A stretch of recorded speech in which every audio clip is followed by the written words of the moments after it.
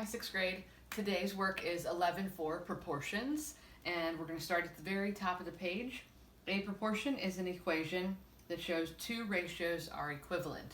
Our example that we're starting with is 2/6 and 3/9. The technique we're going to use is cross multiplying.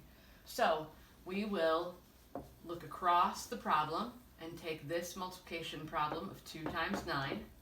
Then we'll look across this way and take the problem 3 times 6. Some quick multiplying here. We've got 18 and 18. So of course those are equal, and that means that that problem is proportional. And so if asked, is it proportional, we would say yes. There are lots of different ways they show you how to do the problems on 382. I think this method is the easiest and most effective. Taking a look at page 383, we're going to do a few problems together.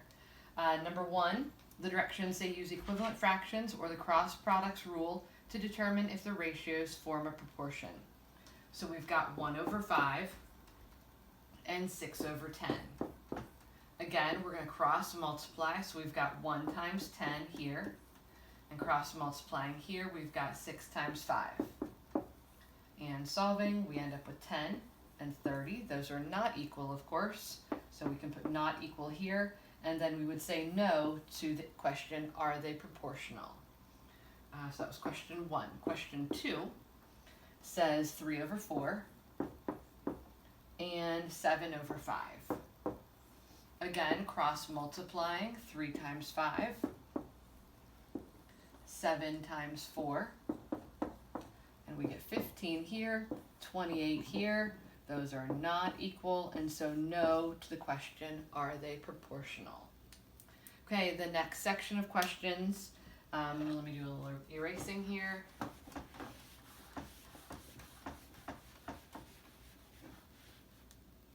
Number 9 and 10 want you to find the missing term to form a proportion.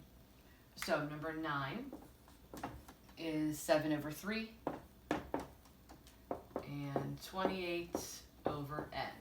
Okay, two different methods we could actually use here. The first one goes back to our equivalent fractions idea, where we know that you multiply by 4 to get from 7 to 28. So you'd multiply by 4 here, and so 3 times 4 is 12, so n equals 12. Or we could do it the cross multiplying way. 7 times n, that's 7n, equals 28 times 3. So 7n equals, if you do the math there, that's 84. Then remembering our algebra, we need to divide both sides by 7 to get n by itself. And so n equals 12, which is what we got over here. Okay, looking at number 10, 5/1 equals 15/n. Again, we can use our equivalence skills and realize that we multiply by 3 here to get to 15. So multiplying by 3 here would give us n equals 3. Or we could do it the cross multiply way. 5 times n, that's 5n, equals 15 times 1.